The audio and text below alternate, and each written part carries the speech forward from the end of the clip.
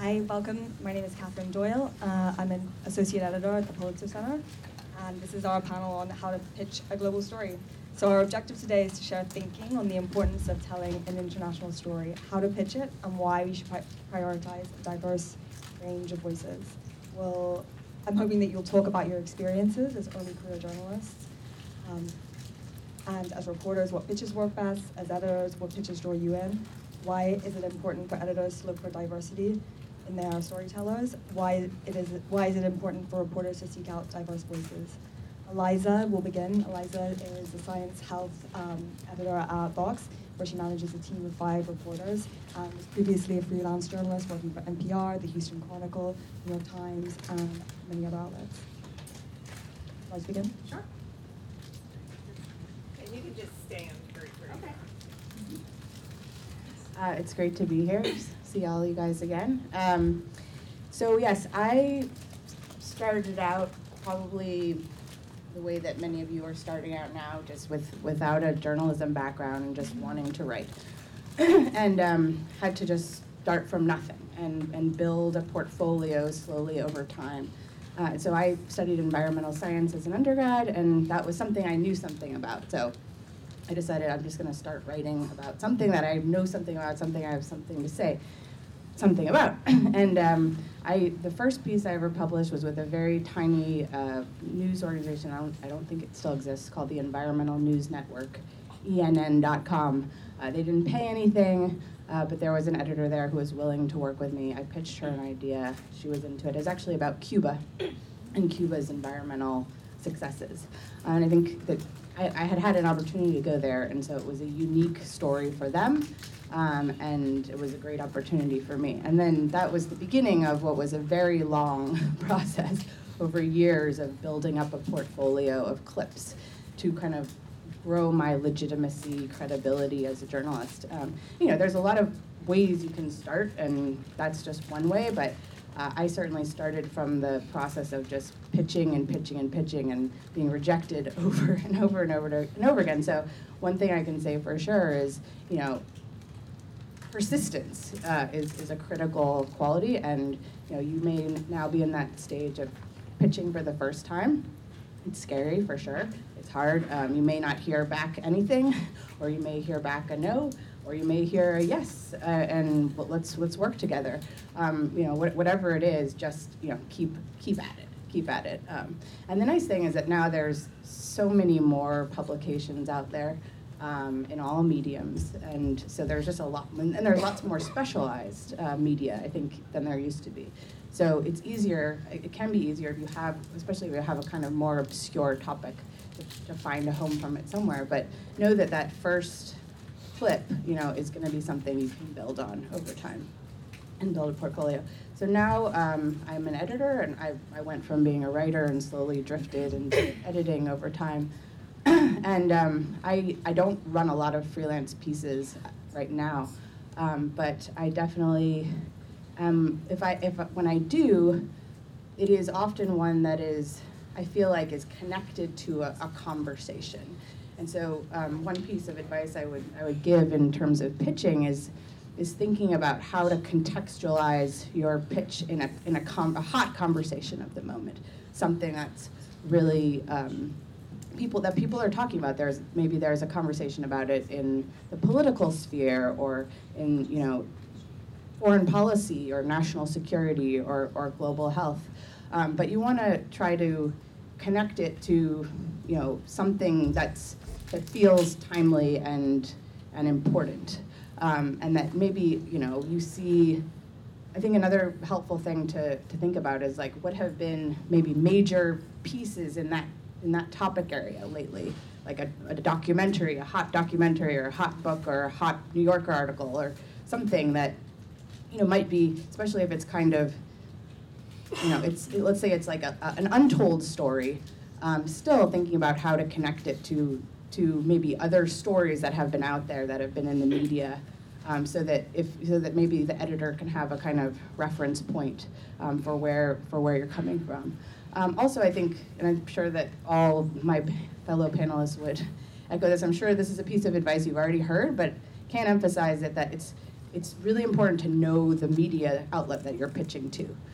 Know what they do specifically. And in Vox, we do something somewhat unique. It's not totally unique, but we tend to publish, punchy, argumentative pieces. And so when I get pitches, and a lot of the big reason why a lot of them don't work is just they're not Voxy. And what does that mean? I mean, they don't have a kind of powerful, punchy point that it's got like layers to it. So I'm looking for a sort of starting point of an idea that ends in an argument and can be backed up by evidence and be backed up by several different points. So that's what I'm looking for, but a lot of pitches that I see just come in and it's like a topic. It's like, I want to write about this topic, but it doesn't have, that argument. And so that would be a big reason why I would, and I might not see any way to turn this into an argument, and so I might not take it. But the ones that some recent freelance pitches that have really worked well was where it was both connected to a larger conversation. So I took one recently about, it's not an international piece, but it was about postpartum health care for women, and the writer felt she had her baby recently, and she'd had a lot of complications after her pregnancy, and she felt like the healthcare system didn't warn her at all about the types of things that can happen postpartum, and not, everyone's heard of postpartum depression, but turns out there's actually a whole lot of other pretty common complications that women are not warned of. There's not much knowledge of them, and so if they happen to you, they're shocking and really disappointing and hard to deal with. Not to mention that the healthcare system is not very well equipped to even help you to treat those complications. So she was coming from a place of personal experience, although she didn't even use that in the piece. She didn't need to. But it was clear that she had a point of view, and she was able to pitch a piece that said, and it happened to be very good timing. It was right when, I think it was in April or May, when one of the various attempts, the Republican attempts to appeal Obamacare was happening. It was the AHCA, which had a lot of provisions in it that were terrible for women's health, and I think it was a certain moment where there was a lot of anger among women and in our audience and beyond, who were really kind of outraged about policy and women's health. And so she didn't exactly pitch it in that context, but I saw that it fit into that context.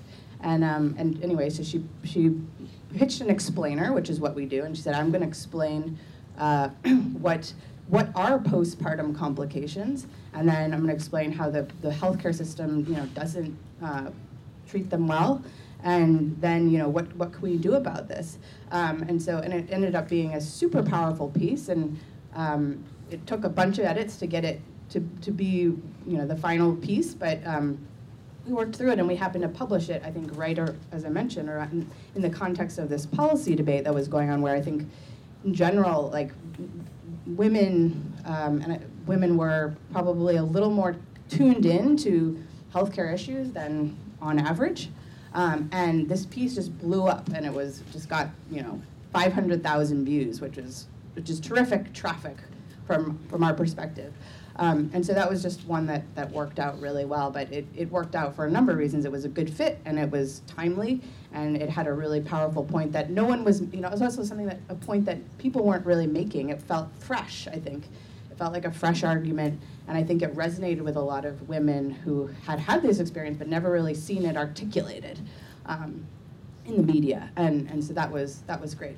In terms of pitching international stories, I don't currently run a lot of them, but I used to work with, I had Ritu's job before Ritu had it at NPR at The Salt, and we did run a lot of international stories, and I think that was different, very different, but in that case it would be like a sort of really fresh story from a corner of the world about food, and there the common current was often kind of cultural connection, and that's sort of an easy, people love to read about food and other people's cultures' food, and so like that was, I think it's somewhat easier on that topic than maybe a lot of others, but anyway, we I would be looking for I think something that felt fresh and authentic, and or maybe it was linked to a policy issue that was current. Like, for instance, I think we once ran a piece about how McDonald's in Italy, and so, or like what's the deal with like McDonald's in France? So that was a topic that connected to a conversation about fast food and processed food and chains and obesity in America, and it was sort of an interesting way to think about how this conversation is playing out in another country.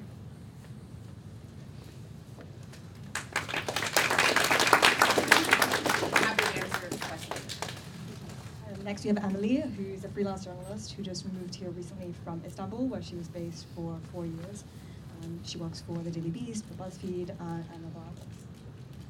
Do you mind if I actually stand over here? Sure.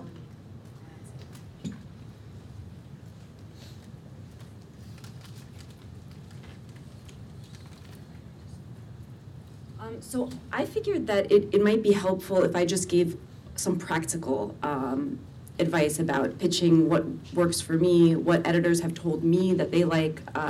So I'm going to talk about 4 things that I try to keep in mind whenever I'm working on a pitch, but especially when I'm working on a pitch from abroad for a domestic publication, which is almost exclusively what I've been doing in my freelance career. So I've been living in Istanbul, covering stuff from the region, from the Middle East, from Europe, from Turkey, but writing for American publications. So I think that when you're doing something like that, when you're trying to get a global story published in a domestic publication, you have to maybe go a little bit further to make the case for why people should care here, far, far away from where this thing is happening, why there's a US connection, or why there's maybe just global implications and why people should care about that. So I'll touch on that in just a second, but the first point is maybe something that's a little bit obvious, but it's really important to say directly what it is that you're pitching, very clearly. So what I like to do is include a very direct sentence or phrase somewhere in the pitch that clearly identifies what the story is going to be,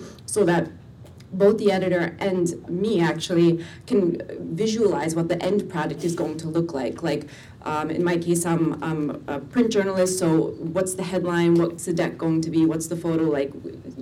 It's helpful also for me to just stay on topic as I write the pitch and as I write the story or report the story, so I don't go on tangents. So I just pulled a few examples from pitches that I've sent of what this phrase might look like.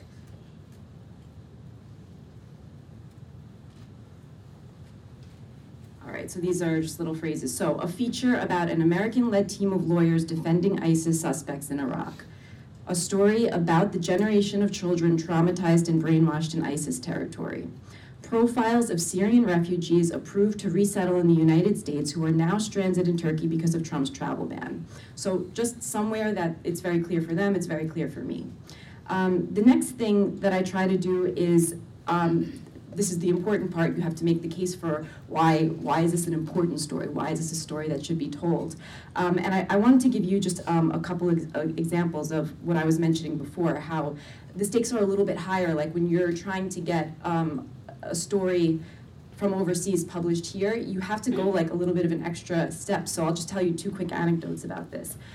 This summer, I pitched a story that I cared a lot about and I was working on for a long, long time.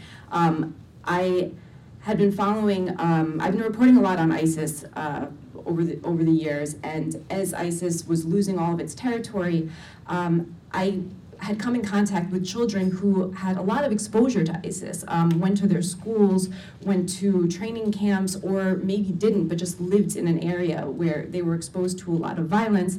And I kept thinking, man, there's a lot of these kids. It's not only in Syria, it's not only in Iraq where they had territory, but they're refugees, they're in Turkey, they're in Europe, this is a problem. And I really want to just have a timeout and look at what is the scope of this, how big is it, and what are the implications.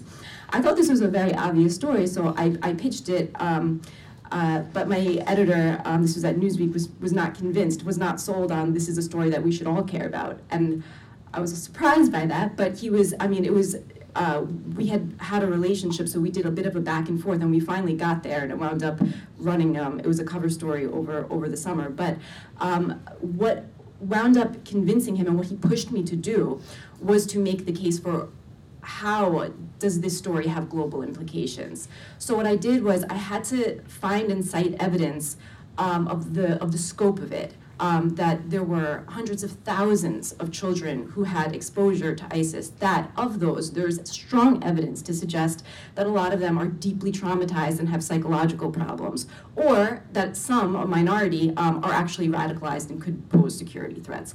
I had to speak to people who could help me make the point, basically, that what is different, because they kept saying, well, there are other groups that have indoctrinated children. What about FARC in Colombia? What about just various groups around the world? And I had to say that this was something unique, this is something different, and the point that I made was that ISIS is a transnational group, that the problems that they created are transnational, that it's something that everyone has to think about, and that basically sold it.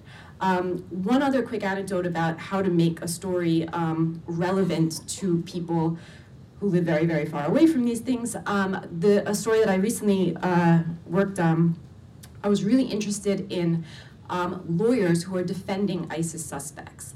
And it's an unpopular and very risky job to take on, because obviously there's a lot of negative feelings. There's a lot of victims of ISIS brutality who don't want them to have a fair trial. They just want to see them executed, basically. So in order to maintain due process and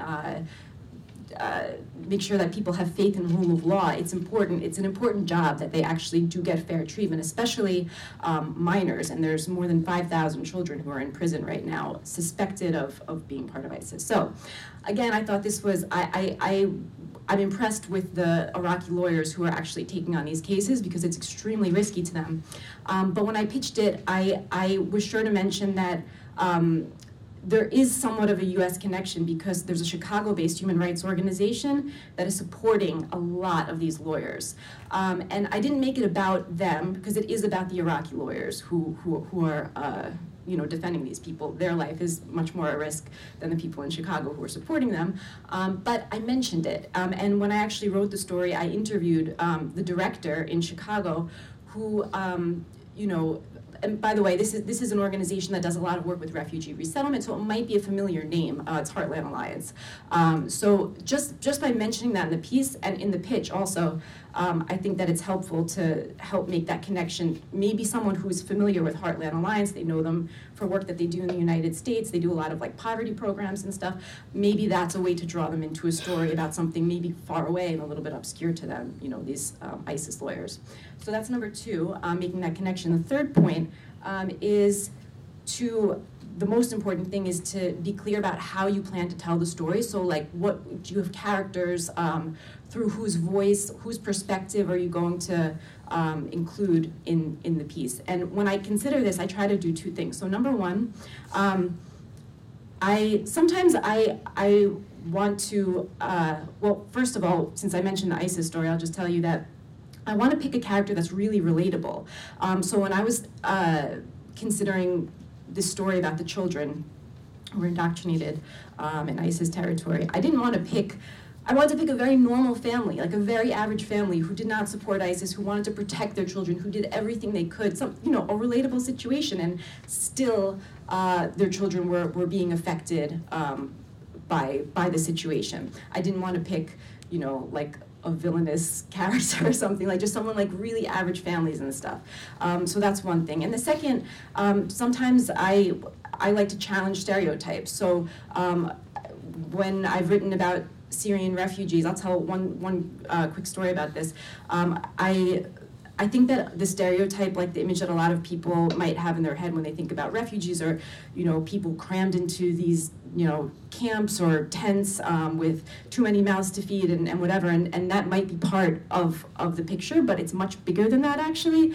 So I found this girl she was a very cool girl. She was 16 years old, and she was a skater, and she was going on and on about how she really wanted to go to the US where there's a bigger skater community, blah, blah, blah. So I included this, and when the story actually ran, I got contacted by a skater guy from California who asked if he could send me a skateboard to give to the girl. So that's just, it was nice to see that by doing that, some reader really far away was able to make some sort of personal connection there.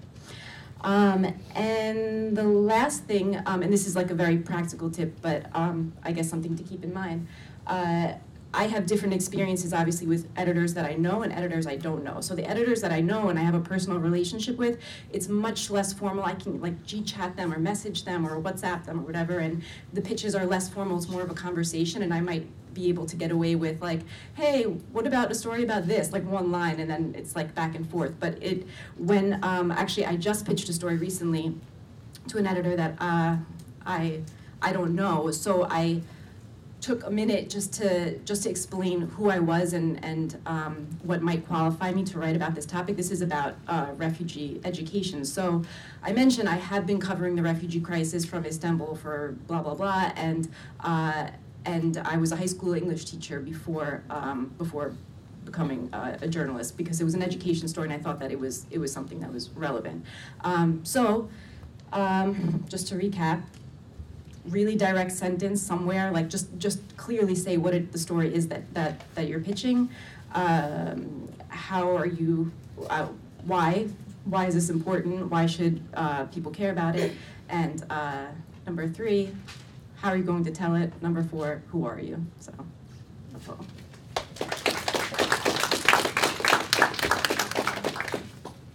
So Kevin Grant is the co-director and the co-founder of the GroundTruth project, and is leading a new project called Report for America. Thanks. I think I'm going to stand at the podium too, so I can reference my notes not as awkwardly. Actually, now that I'm here, I think I'll stay this way. So maybe I'll tell you just a couple minutes about my own story before I give you some tips. I would just start by saying I can really relate to, I think, a lot of the people in this room. My story really begins, you're further ahead of where I was when I was coming out of college, and I could not get a journalism job to save my life because I had not followed all the proper steps to get the right clips, to do all the right things, to get anybody to take me seriously. So these years later, I now have sort of devoted myself in many ways to trying to help you all, sort of the next generation, get jobs in journalism or to take the next steps in journalism. And I very much respect what the Pulitzer Center is doing in this same mission. So, at the GroundTruth Project, we really sort of train and support the next generation to tell the big stories. We offer fellowships all over the world. My background is pretty eclectic. I studied international studies at DePaul University for a while. I worked at a tech startup for a while. It took me a long time to figure out what I should do to actually get a journalism job. So finally, I figured it out, which ended up being, after sort of doing this and this and this, getting a sort of position at the Annenberg School at USC in Los Angeles. So I did a 2-year program there. I worked on something called Neon Tommy. I started to dabble in international journalism. I was able to, thanks to some of the professors at the school, they took us to South Africa, they took us to Israel-Palestine. I went to Brussels. Over a couple of years, much like you all, got the chance to really get into the world and start telling stories. And here's where this becomes relevant to how do you pitch, how do you succeed. I got my first job out of grad school at Global Post by pitching a story that I did on a Zionist oil company based in Texas that was drilling in Israel on sort of a hope and a prayer that because God willed it to be so, that the company would strike it big in Israel. So I was on this trip as part of a religion reporting program led by this amazing professor named Dr. Diane Winston. And I was able to find this sort of weird, nuanced wrinkle that brought together religion and geopolitics and resources and so on. I cold pitched it to the Middle East editor, this guy, Pete Gelling, who was working all throughout the Arab Spring at Global Post, and he took the piece, by God's grace, whatever. But some of the sort of tips on how does that happen, right? One is you've got to have a damn good story, right? There's no substitute for, I've got a great story, here's why it's awesome, and here's why I'm qualified to tell it. So that's tough to distill into a couple paragraphs, but that's what you must do. So you've already heard some great tips from the previous panelists, but I would just add a couple things. One is, a warm pitch is better than a cold pitch. And what I mean by that is leverage your relationships so that even as you might have a really awesome pitch, the editor that you're going to be pitching is going to be basically introduced to you by a mutual acquaintance, right? So that could be one of your professors, that could be one of your fellow reporters, that could be another editor. There are a lot of different people that could be. But get a warm introduction to say, hey, this is so-and-so. I'd love you to meet. This person's awesome. They're doing this and this and this. And then you can actually follow that warm introduction with, and here's my killer pitch. So that is so much easier. I mean, everybody's busy. So, to stand out, it's all about building on those relationships. And a lot of times, I know part of this panel is not just how to pitch well, but how to bring diverse voices into journalism. So a lot of times, the pitching process is actually, I am a diverse voice. I have unique access. I am someone who is really well positioned to tell that story. And that can be a whole array of backgrounds that you're sort of coming from to tell that story. But by connecting yourself to the story idea and to get that warm introduction, that can be a really nice recipe for success.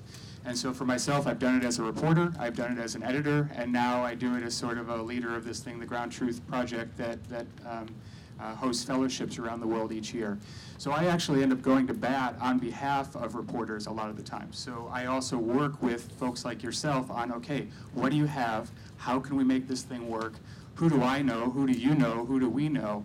And then we basically try to figure out that formula of all right, let's go through this process together, and hopefully we'll sort of strike it big, right? Sometimes you do land a story in a top publication.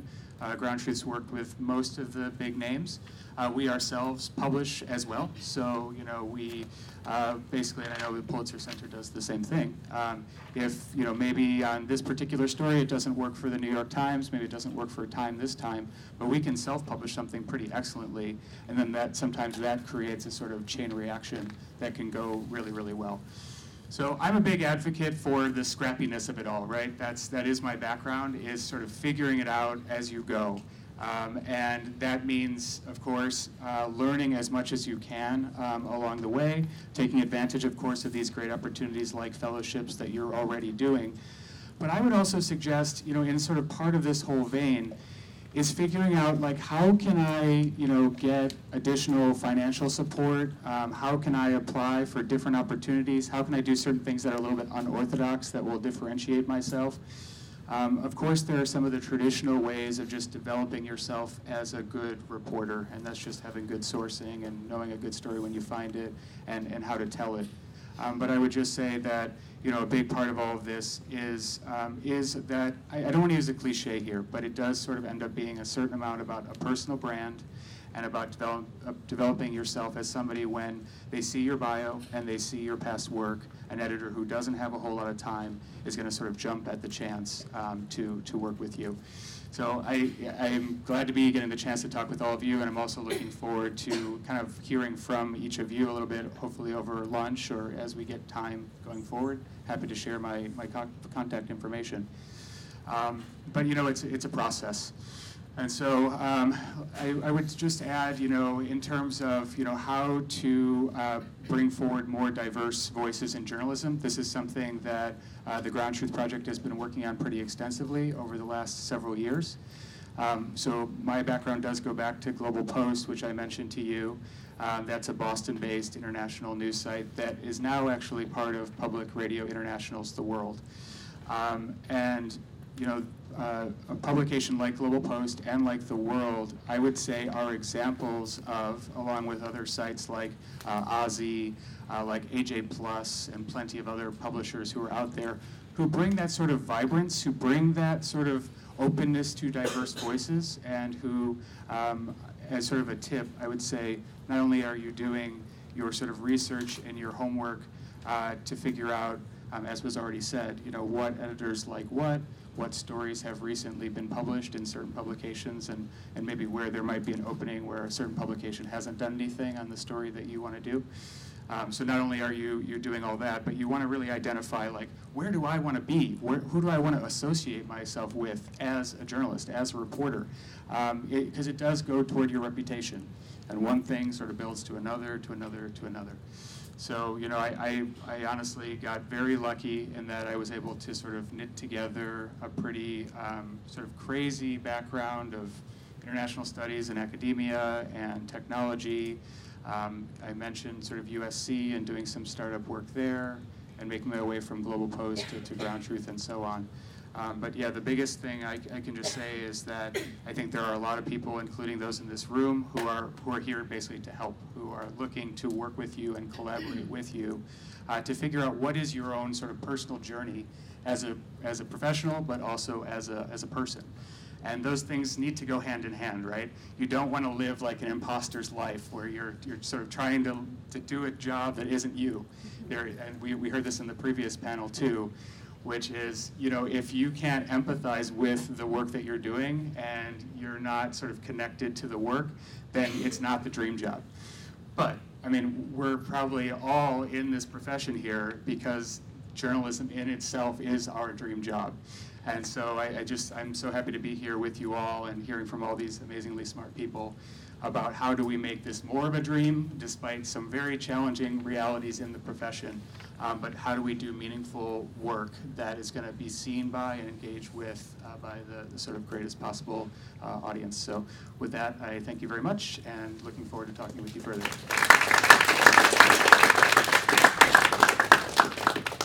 So Alice, who you heard from last night, is a freelance journalist based in Amman and has reported from the region for several years now. Hello. Hi. More calm today. I thought I'd just tell you guys a little bit about my own experience freelancing abroad, and that's all I've done. I haven't done any reporting on anything in America. So for the last 4 years, basically, I started freelancing in 2013, and I was fresh out of college. I just decided that I wanted to move to the Middle East and write about it because I'd been studying Arabic. I felt I couldn't understand the region unless I was there. And basically what happened was I moved to Jordan. I was interning for free, unpaid, at a local radio station, and thinking this would be a good way for me to get on the ground, to understand what's happening in Jordan, and then hoping maybe eventually I would be able to make it and be a journalist. And what happened was I didn't have any income, and I didn't want to teach English or work for an NGO, so I just started sending cold pitches to editors. And I graduated from Princeton, and I was in this press club at Princeton, but actually I didn't have any valuable contacts from that, and I didn't know any editors. I didn't know anyone, and I felt very much like an imposter, like, oh, what should I say in my email? Like, who am I? I'm just a random person in Jordan. I found that what worked was to just kind of fake it till I made it.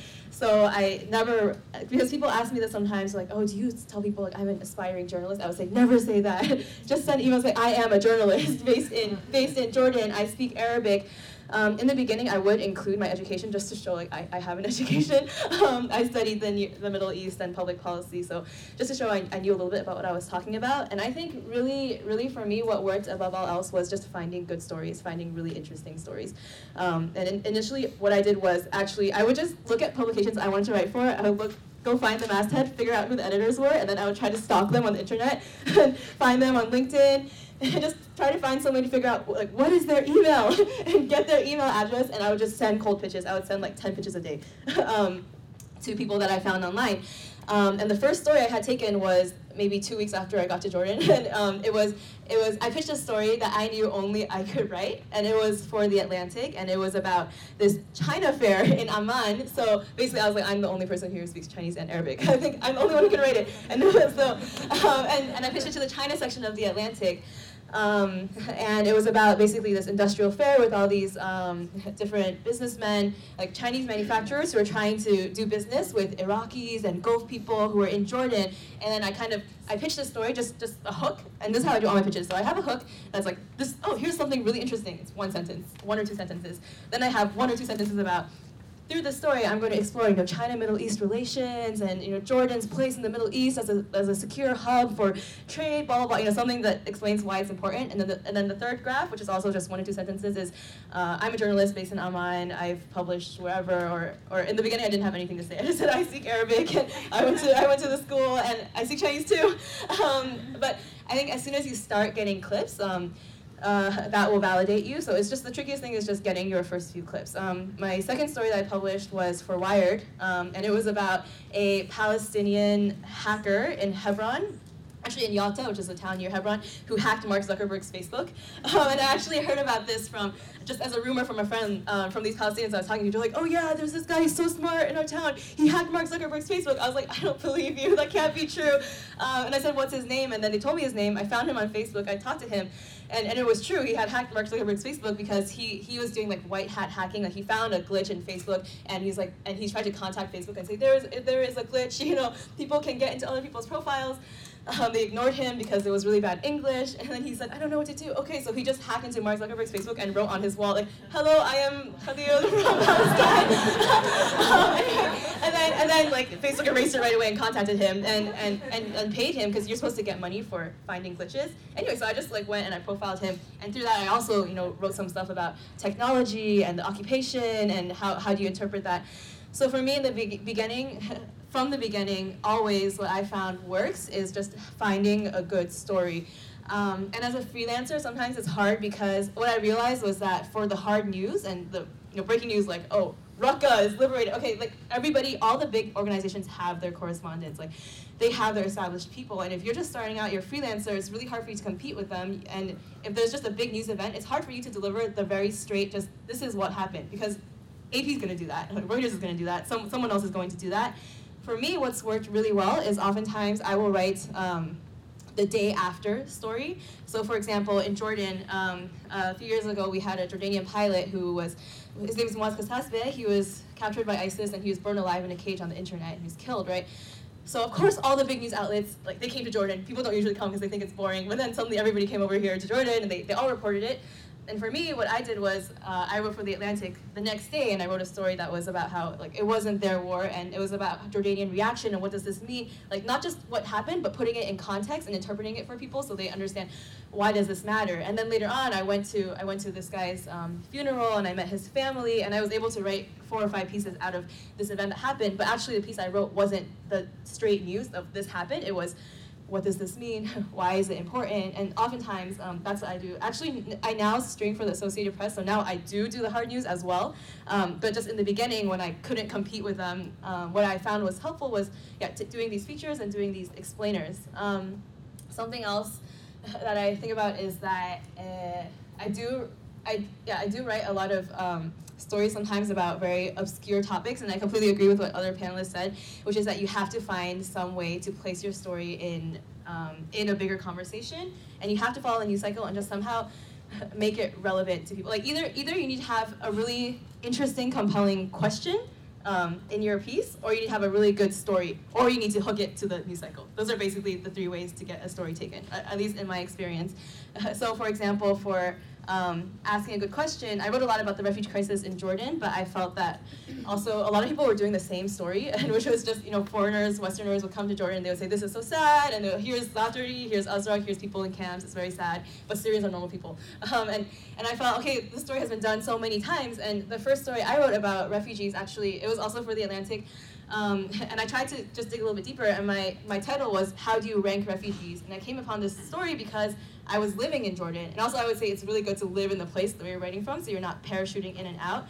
And I came to know a lot of non-Syrian populations, so Sudanese people, Somalis, and Yemenis, and they were telling me, we don't get as much assistance as the Syrians. So I had this really compelling question. It was an interesting question to me, which I figured was, okay, it will be interesting to other people, which was if you have a man from Darfur and a man from Aleppo, and they're equally in need, both of them are cold, both of them have sick children, why is it that the man from Syria gets money and assistance and the man from Darfur doesn't? And I didn't know the answer, so I actually pitched this question without knowing the answer. I told my editor, I want to find this out, and this idea is kind of an ethical question too, how do you rank vulnerability? Why is one human worth more than another or more deserving of help?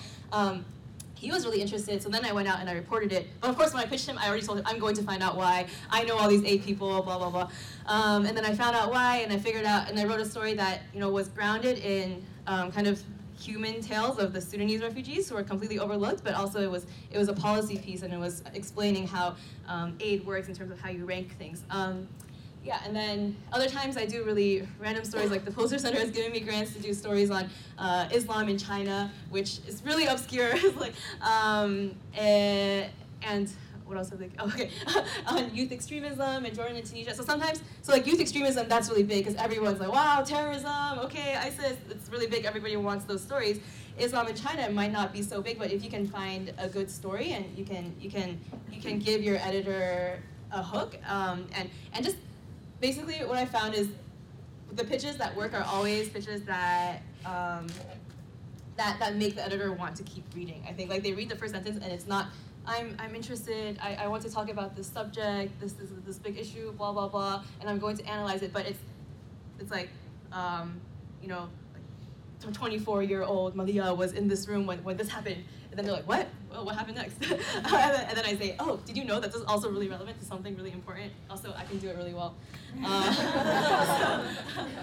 So yeah, my final tips. I know my final tips would be it's really good to learn language if you're a freelancer, because just speaking a language gives you so much more access. People will trust you, and also it's something that you can say when you're pitching. And you say, I speak this language. It just gives you legitimacy, and it also just improves your reporting. Also saves you money because you don't have to hire a translator. And yeah, there are a lot of organizations like the Pulitzer Center that are really supportive and that want to help you. So go and apply for things, and don't be scared. You'll get rejected, but it's okay. Everyone gets rejected all the time, and just don't let it get you down. Just keep pitching.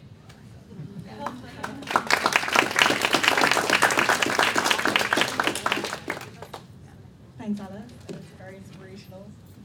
Malia is a journalist, Pulitzer Center grantee, and recent fellow from the Institute of Current World Affairs, and reports on the economic impact of the refugee crisis and migration. I'm actually going to go to the podium.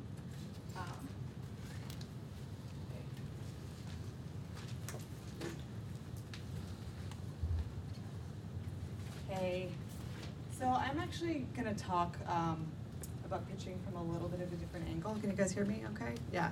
So I am actually a really terrible cold pitcher. I've gotten a lot better, but writing pitches has never been my forte. I'm much better at speaking them.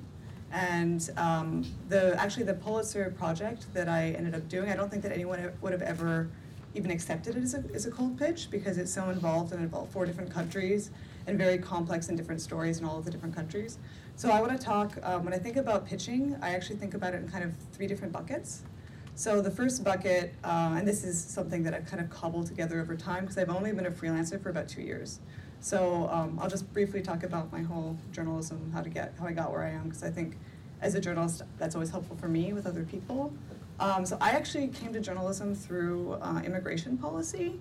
As an undergraduate, I did my senior thesis on the link between US-Mexico border policy and migrant deaths in the desert for this really random like hippie college that let me spend about 7 months doing field research. So I did this 150-page paper and realized that these stories were really powerful, and actually I'd never had any clips, I'd never done any journalism.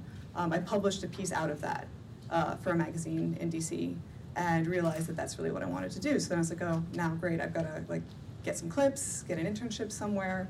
And by the way, that first one got published was I was at a coffee, it was like a drinks thing with an editor happened to be there, and I was telling him about my experience on the border and telling him about some of the characters, and he basically said, so basically without even knowing it, I pitched the story to him, and he said, can you write that for me? And I said, yeah. So I did. So that's kind of, I think, how I started. I mean, that was my very first piece that I was ever able to get published, and it was a verbal pitch, and that worked really well for me. So then I had some internships. Actually, my first one was in immigration policy, because I still wasn't sure if I wanted to be a journalist or go into the policy world. And then I ended up getting, off of that initial article, actually just that one clip that I had, I got an internship with the Wall Street Journal in Hong Kong.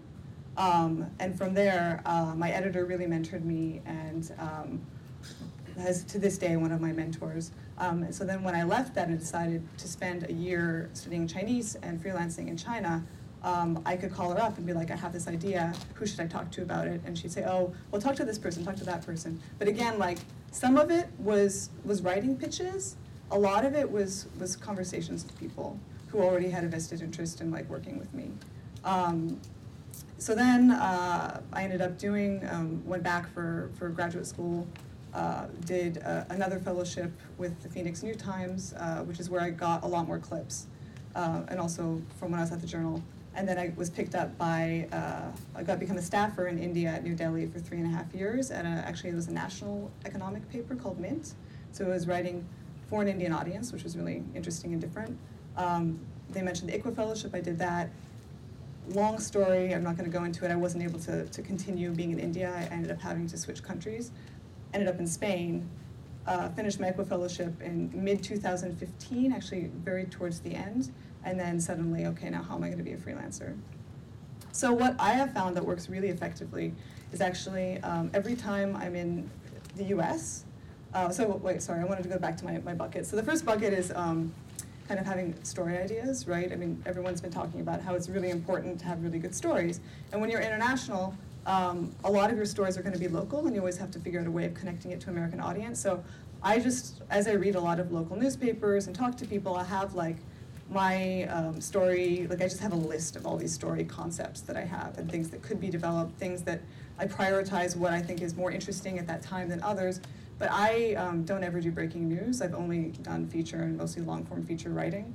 So I'm also thinking out, like if I really want to publish something and do a long-form piece, it's not even relevant now. It's got to be relevant in 2 months. It's got to be relevant in 3 months. So what are people going to be thinking about these issues in that amount of time?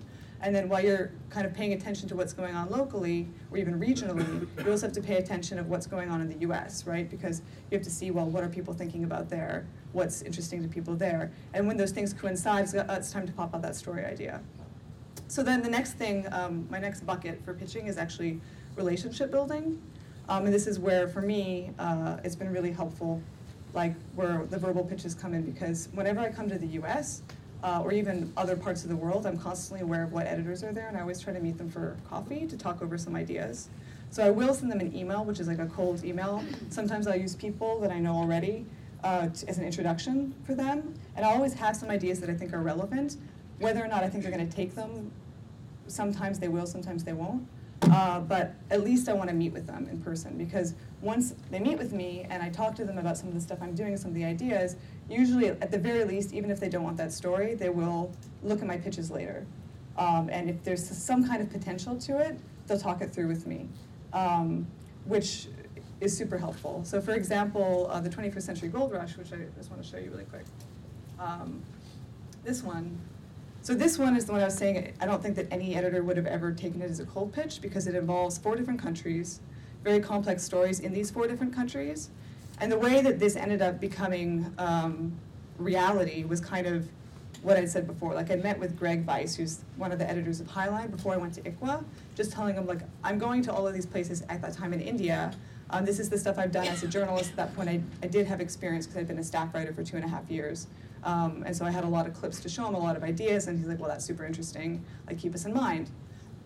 Then when the ICWA fellowship finished, I came back with a kind of a bucket of ideas, and I met with him again. And I actually pitched a totally different story than this one originally. I actually pitched about 5 different stories. So I met them over coffee, and said, well, I have this thing about trafficking from Nigeria, and I'd just been in Turkey, and I said, well, it's really interesting how all these people are basically all of these shops spontaneously, this is before the EU-Turkey deal, had come up and were, people were really trying to sell, like all these people had reformed their businesses to sell things to refugees. And I did this other thing, so I have a few economic stories, and he said, well, these are interesting, but I actually, so he had me send him actual pitches then. And he basically, through those conversations we had back and forth, said, well, to me what's more interesting is actually how all of these stories fit together, and maybe we can do a larger project with it, which we got Pulitzer funding for, and ended up being this really ambitious project that I don't think ever would have happened initially. I mean, maybe, but I don't know. So I think that meeting people so they know who you are is really important. The other aspect of relationship building I want to talk about, and I think even more important than meeting with editors, is how you work with other, specifically independent journalists, freelance journalists. And this is something I think that some freelancers really underutilize, because there's basically a few different ways that freelancers, especially internationally, will be. Sometimes people are super competitive and not very helpful. I think that's a huge mistake. I actually go out of my way to try to help as many freelancers as possible. in terms of giving them ideas. Well, I mean, not my ideas, but if they're in an area, that I'm not going to be, and I know something that maybe would be helpful, like I'll even give them ideas. I'll definitely give them editors' contacts. I've helped people pitch stories. I've helped them rewrite their story leads. And I think that one of the things that's really key about that is right now we're going to an era of journalism where things are really collaborative. So working together is super, super important. Just in terms of having multimedia content. And the other thing is you don't ever know, that person at some point is going to maybe be an editor. And also when we're talking about diverse voices, I feel like this is one of the main ways you can actually get more diverse voices in storytelling, is working with different people than you who have different perspectives, different backgrounds, and they can make much more powerful pieces. So diverse not just in terms of the media, but also diverse in terms of where they're coming from, what their language background is, all that sort of thing. And just as an example of this, so after the 21st Century Gold Rush got published, I actually got a phone call from another journalist who was in the US who wanted to kind of do a similar treatment of what I had done in the US on immigration, which is something that I would actually love to do. So she called me and was just like kind of picking my brains for ideas of how to do it. And I was talking to her and said, well, have you thought about doing it this way? Have you thought about doing it that way? What about talking to that? And it became evident that I had a lot of context and ideas that she didn't have and vice versa. So by the end of the conversation, I said, look, like, I understand if you want to do this yourself or if you already have your team, but like, I would love to work with you on this because I think it's a really strong idea. And she said, yeah, that would be great. So suddenly we were working together on this piece that she'd been calling me for advice about. And that has turned in, like, we didn't actually, so we ended up applying for this massive grant. We didn't end up getting it. But out of that initial like phone call, which if I'd been like, oh, well, I kind of write about that, so like I don't really want to talk to you about it, like, good luck, that would have just shut down that contact. But out of that conversation, now her and me and a couple of other people, we're working on 3 or 4 different projects together right now, in Africa, in the US, and in Europe. And they're all really exciting projects. The other thing when you do that sort of thing is you don't just have access to your editors and your contacts, you have access to theirs too, because it comes around. So I think that when we're talking about pitching, it's really important. Okay, sorry, just one really, really quick thing. So the last thing, I did really want to talk about really quick some of the things I did learn about the actual pitch, like now the written pitch, which I've gotten a lot better at. Can I just have 1 minute really quick, because I think it's really important. Okay, so specifically for long form. So for long form, which is what I've gotten good at pitching, is when you're doing a long form pitch, so I've written for The Economist, I got a pitch into Esquire that I ended up having to not do for the reasons of, like, basically my source was getting death threats, so he backed out, which is totally legit. But basically when you're doing a long form pitch, it's really different from doing a short pitch, like for The Economist. So I think people have talked a lot about the types of like news pitches, which are really important, but when you're doing a long form, the first paragraph really has to be a scene. You have to basically showcase your writing, right? So something that draws you in, but also is showing that this is a compelling character, compelling topic, but also that I'm a great writer, and I know how to write a really interesting, not just lead, but a scene. The second bit, obviously normal, kind of what you would do with a nut graph, like to show what the story is going to be, but also it's really important, and some other people said this, why you're the one to do it, and also how you're going to do it. Because a lot of the long form stuff, it's like a lot of moving parts, and you have to show that you have the ability to write a narrative arc and a story arc, and you've kind of planned out how to do it, because that's one of the things that a lot of editors are concerned about when you're first going into long form. So I'll stop there.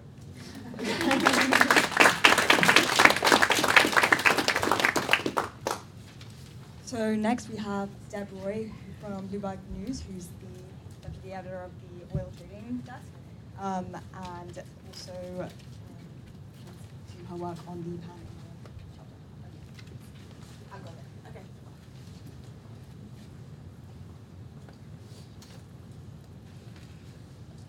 Somebody's phone? Okay. Hi, let me just get Bloomberg started. Give me exactly a minute.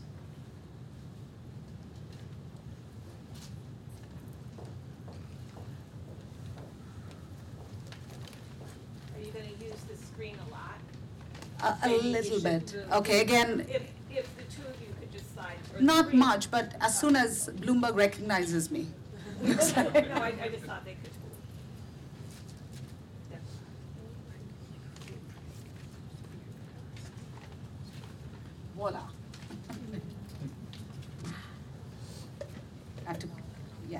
cancel all the, first, the most important thing. Don't want to bore you all with all my chats and everything. Hi, I am a part of the oil community of Bloomberg. As Bernie, when he was speaking, he mentioned that, so basically, I'm part, of the oil community, and basically, as Bernie mentioned, but for us in Bloomberg, we try everything to be a global story. We are global. Bloomberg is global. If you look at the bureaus, oh my God, let me move this. Sorry about this. We have bureaus in all continents. And for us, stories move seamlessly from one continent to another. So writing global stories becomes like a part of the thing that we do daily. And when I started in Bloomberg, it was very interesting because I used to work for a very small wire agency in Mumbai. And I wrote a story about US banning Chinese imports. So I wrote about what does that mean for Indian steel companies? And what does that mean for other Asian companies? And then Bloomberg actually gave me a call and said, why did you think about taking the global perspective? And that for me was the first time that, I had heard about Bloomberg, but for Bloomberg, I realized what Bloomberg means. It's basically writing stories for people across continents. It's not US-based or Europe-based or Asia-based. So the first question that, when I went to for my interview, they said that when you write a story, what do you ask yourself? So I was like, is it interesting? Would people read? That's the most important thing. They said, no. The first question you should ask is, how do I connect the dots for the world? What does this mean for people globally? Who is our audience? Who are we talking to? As Bernie mentioned earlier, most of our audience are fund managers, people who have very short attention span. So we have to tell them in very quick, crisp way that what does this mean, and if it's important enough, we of course write the big stories, but is it important enough, and why should people read it? And so all the time in Bloomberg, we keep asking those very important questions. What am I looking for? Who cares about it? And casting a wider net. Just talking about talking about all these, hurricanes that happened, Irma or Maria. The first thing is, oh yes, those states in the US have been hit. What does this mean? But not, it actually has a lot of repercussions for across the world, we saw. When we were, especially part of the oil team, I realized that, okay, so if refineries are shut here, where will people get their oil from? Where will people get their gasoline from? And Venezuela, which is a big oil producer, is having its own crisis. So for US to get its oil from Latin American countries will not be that easy. So where is it coming from? Is it coming from Europe? Is it coming from Asia? Hang on, but in the Middle East, OPEC has decided to lower production. So what does this mean for the entire world? And when we wrote about all those stories, we realized that every single thing has a global impact. No more is anything siloed for one particular country or one particular place. Everything has an impact everywhere. Like for Puerto Rico, we are seeing, what does this mean for the travel industry? Does that mean other parts of the world will actually benefit from that? And we actually did stories about that.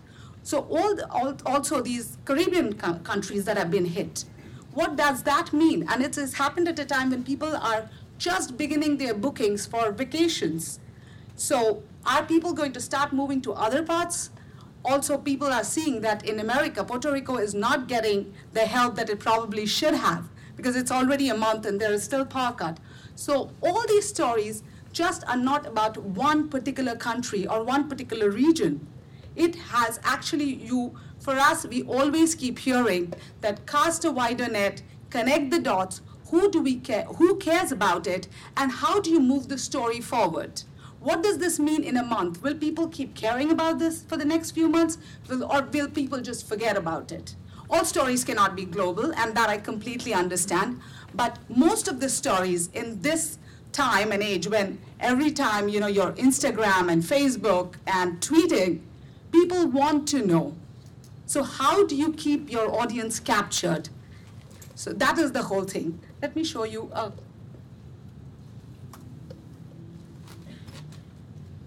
So, the oil producers actually are loosely said, the cartel have actually decided that they should cut production so that they can get prices at a particular level. Now, what does that mean for so many across the world? Because oil prices have fallen, so many of these countries that are mainly dependent on oil, their economies have suffered. So because of oil, it's not just about the oil-producing countries, the price of oil, and the customers who are buying from them. It's about the economies of all these countries. It's a repercussion of prices falling in these countries mean for the rest of the world. And it is also about the buyers. Like, say, I would pick a country like India. When prices fell, India's deficit actually came down. And that was a great thing for this current prime minister, because it was like suddenly deficit was coming down, not because he did something, but because price of oil came down, and India is a very big importer of oil. Also, we are seeing that because of that, in Alberta is suddenly making a lot of money because people are looking for countries where they can buy oil from. And all the buyers from Asia are now looking for other countries. So for them it's become an issue because they have to get oil from far away. And imagine buying now from Alberta and getting it shipped all the way to China or to India. And so whole thing has moved. It's like a tectonic shift, literally. So basically, writing, it's not just when we start writing about oil, and it's not just prices or how much these countries are producing, it's also about what is it meaning for each of these countries. Like Iraq, all this fighting that's going on, now that this whole Kirkuk region that has been going on, and we've been talking about it, but that means that people who have to buy oil now for the next year, because this is the last quarter where people buy oil, what are they going to do? How are they going to buy oil? And should they continue buying from America? Should they continue to buy from Canada? They have to make these very important decisions which actually affects the economy of the, So basically, I have realized, being a part of Bloomberg for 13 years, and each story can get a global spin. And speaking to the right people, because it's just not about oil, it's about the economy of many of these countries. So are we speaking to the right people? Because when you are pitching a story as an editor, my first question is, does she understand, or does he understand what he's talking about? It's just not telling me, oh, this is a great story. Does he have the capacity to be able to get me the right voices for this story, the right kind of data? While Bloomberg equips you with a lot of data, but are you able to find the right person who will be able to translate what this data means for people?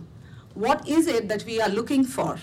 So writing with authority, when you are, one of the things that I'd really tell all the journalists who are pitching stories, write with authority. When you're coming and telling a story or narrating something or writing something, speak with authority, come prepared. Don't go for an interview and say, oh, tell me about it.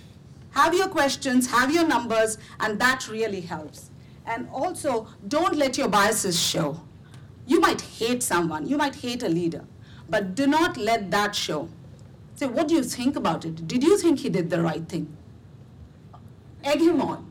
And when he gives you a fantastic quote saying, I think he's useless for the country. Oh my God, can you imagine starting a story with that kind of anecdote?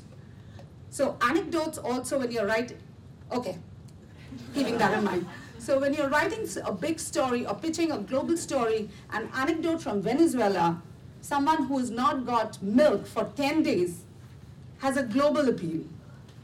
But it's a story about oil that the person has pitched for.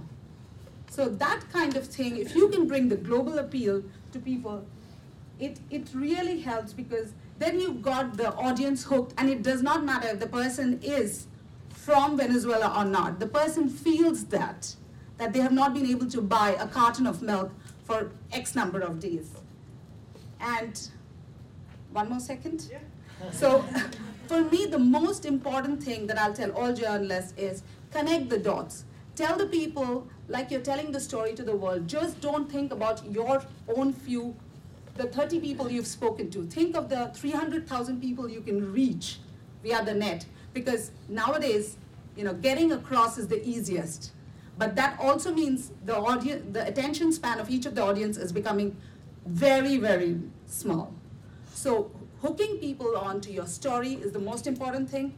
As Bernie also mentioned, the prime real estate is your headline. If you can get the first few words to hook people on, voila, you've achieved it.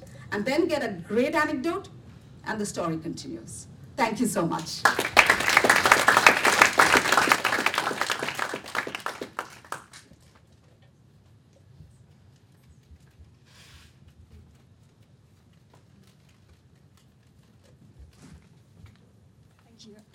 So in just a moment, we'll have questions from the audience. But first, I wanted to ask about Alice. You mentioned to me that you survive entirely off of grants and freelance work. Is that something that you anticipated when you went into the industry? And is that something that's common amongst your peers? Surviving? I mean, entirely. Yeah, so yes, I do survive entirely off of freelance work and grants. Is it something I anticipated that I would survive? I mean, I hoped that I would. I mean, not that you would survive, but did you expect? I mean, did you anticipate maybe taking a news reporter job somewhere? Yeah, I mean, of course, I want to have a full-time job. Yeah. The thing is that, so, I mean, I've been in the region for 4 years. There are a lot of freelancers, and to be honest, it's really, really hard to get by just doing freelance journalism, because a lot of times you are working at capacity. You're just one person. You don't have an institution behind you, and people pay very, very little. And there's only so much you can do. You start saying yes to everything, but eventually you're going to hit a limit, right? So for me, I live in Jordan, which is the rent is cheaper than here, so I can survive in Jordan. I get by, but I couldn't survive on what I make in New York City, for example. And I do know a lot of journalists who have dropped out. Basically, it's kind of like freelance until you get to a staff position. Then you're good. then you're still really busy, and it's really tense and stressful job. But at least then you feel like you have a stable income. I know a lot of people who have switched out of journalism into NGO work, into communications, into kind of PR. I know some people who do things, a lot of people do projects on the side. They do copy editing or translation or just things that maybe aren't their passion, that they really want to do, but they'll do it in order to pay the bills. And I think that's perfectly respectable. That's just the reality of how things are at this moment. For me, I guess I've been lucky in that I've been able to get enough work, and also I've been lucky enough to get a lot of grants from the Pulitzer Center and from other places, from this group called the National Women's Media Foundation. They support women journalists. They've been very generous with me as well. But yes, it's difficult, and it's more difficult than I expected. We have questions? I have a question, not for any specific panelists, but for editors and freelance reporters. I want to ask, what is the best timing to pitch? Like, is it before you write a story, or in the middle, or after you finish? So that was a question about timing. Probably the editors will have lots to say about this too, but when it comes to, for me, as soon before you've started writing as possible. Before you started, you have to do a certain amount of reporting to make sure that the story idea is valid. But then you want to start pitching it as soon as you have that. If you're doing a really long form feature, it's going to be a little bit later, because editors require more from you to do 5,000-10,000 word story than if you're doing a shorter news story. So it kind of depends on the type of story that you're doing. But for example, when I was writing some stories I've written for The Economist, and as soon as I have the idea and I can write it out, because they're pretty short, right?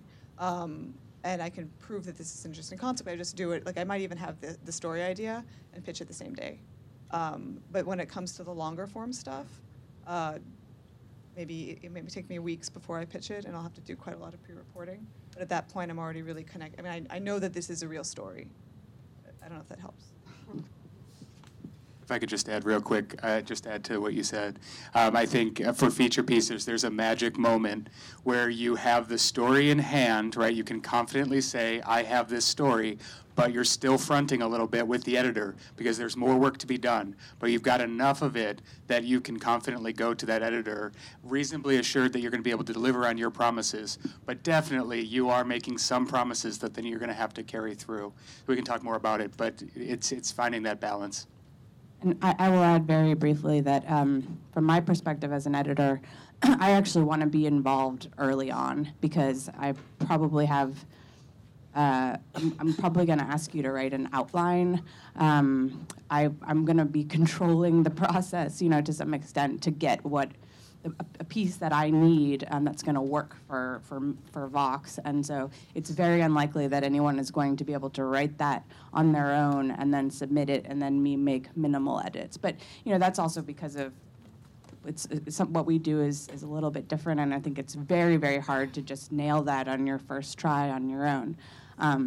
So I want to talk you through the structure. I want to have those conversations way before you start writing. Sorry, just a follow-up question.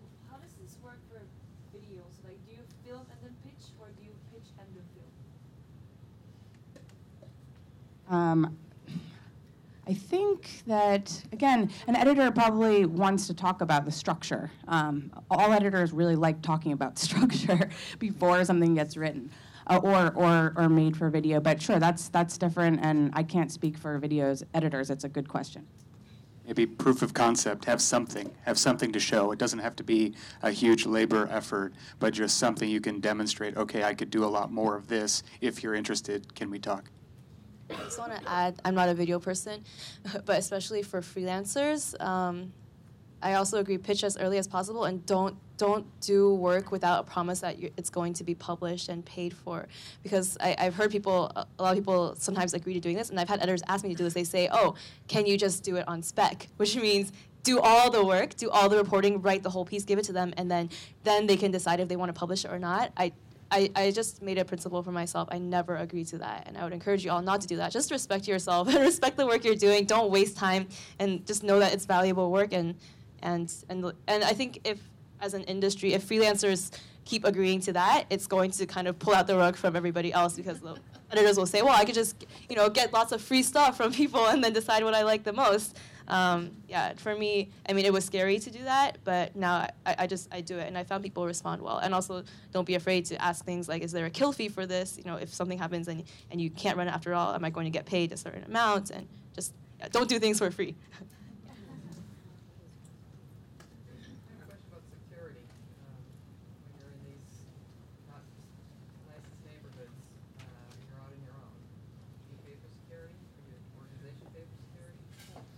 I could just say GroundTruth has made a policy of always paying for full risk analysis of every story that we do. We pay for insurance completely. We put security first. Our background goes back to Jim Foley and his murder. So that was back in our Global Post days, and as GroundTruth emerged out of that, we learned a lot of lessons about how to do things as sort of right as possible. Right? You cannot eliminate all risk or all threats, but you can be aware of what you're going into, both on the editor side and on the reporter side, and that needs to be a common conversation that's had. And there's a lot of prep work and a lot of investment that that both sides and all parties need to go through. So we feel really strongly about that. Is that typical, No. Bob?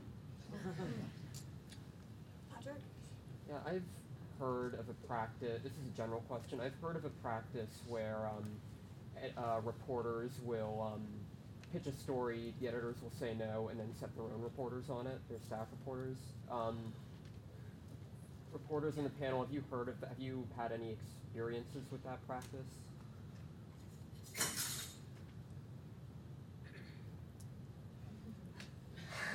It happens, but honestly, I think I'll just say that a lot of time it's because the editor and the staff reporters have the same idea legitimately, and it's the best practice. Most editors I know would not do that.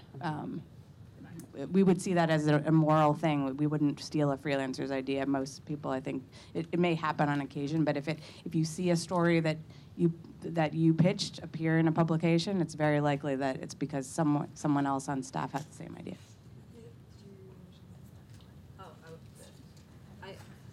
I've heard. It's never happened to me before. I've heard like a couple anecdotes and stuff, but I think that it's